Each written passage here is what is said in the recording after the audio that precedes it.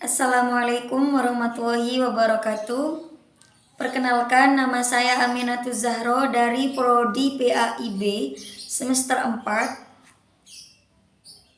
Tujuan video ini yakni untuk mampu menyelesaikan tugas metodologi pengabdian masyarakat.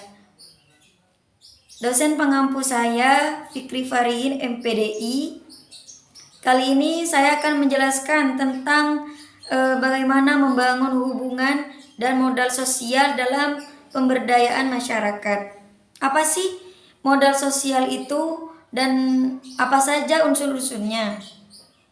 Langsung saja, istilah modal sosial merujuk pada kapasitas individu untuk memperoleh barang atau material atau simbolik yang bernilai berdasarkan kebijakan hubungan sosial dan keanggotaan dalam kelompok sosial, atau kapasitas pluralitas seseorang untuk menikmati keuntungan dari tindakan kolektif berdasarkan kebijakan dari partisipasi sosial, kepercayaan terhadap institusi, komitmen untuk menetapkan cara dalam melakukan sesuatu. Di sini, menurut James S. Coleman, model sosial merupakan sarana konseptual untuk memahami orientasi teoritas tindakan sosial dengan mengatasi komponen-komponen dari perspektif sosiologi dan ekonomi. Coleman menggambarkan bagaimana modal sosial berlangsung dalam keluarga dan masyarakat dalam proses perkembangan pendidikan anak-anak.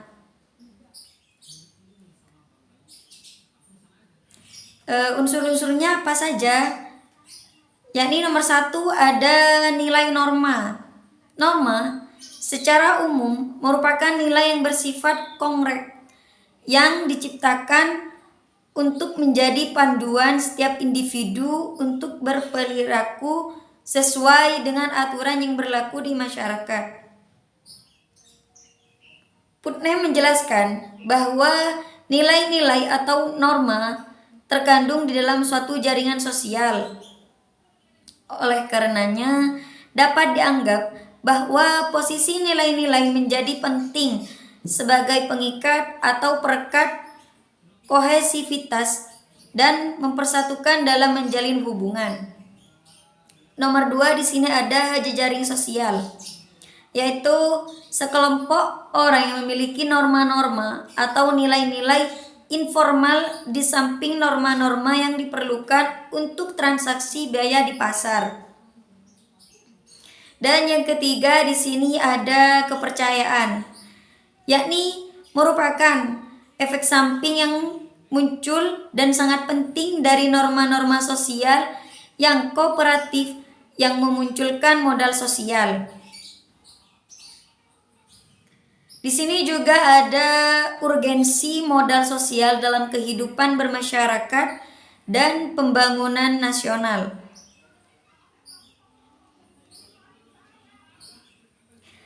Di sini menurut Silver, eksklusi sosial terdapat 3 sudut pandang, yakni solidaritas, spesialisasi, dan monopoli.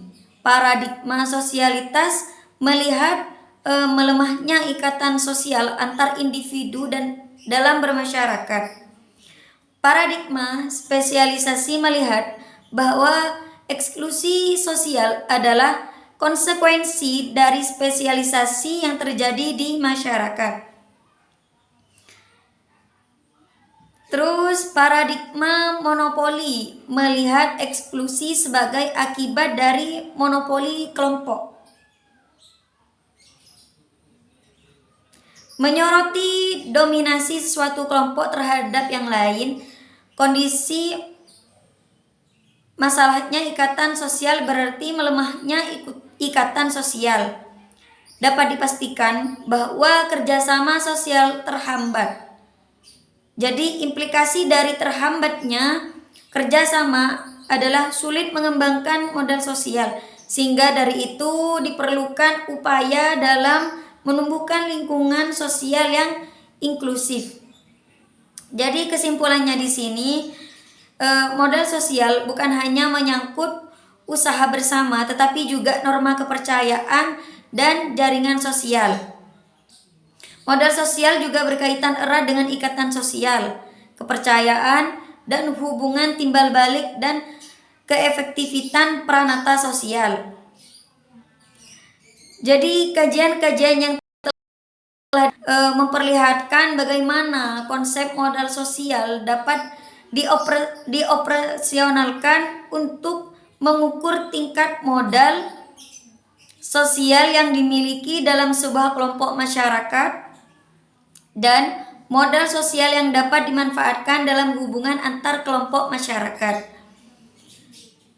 Unsur-unsur modal juga menjadi terbagi 3, yakni norma. Norma yakni nilai yang bersifat konkret yang diciptakan untuk menjadi panduan bagi setiap individu untuk berperilaku sesuai dengan aturan yang berlaku di masyarakat. Dan yang kedua yakni jejaring sosial, yakni sekelompok orang yang memiliki norma atau nilai informal di samping norma dan nilai yang diperlukan untuk transaksi biaya di pasar. Dan yang ketiga yakni kepercayaan, yakni efek samping yang muncul dan sangat penting dari norma-norma sosial yang kooperatif yang memunculkan modal sosial. Mungkin hanya itu yang bisa saya jelaskan, semoga bermanfaat.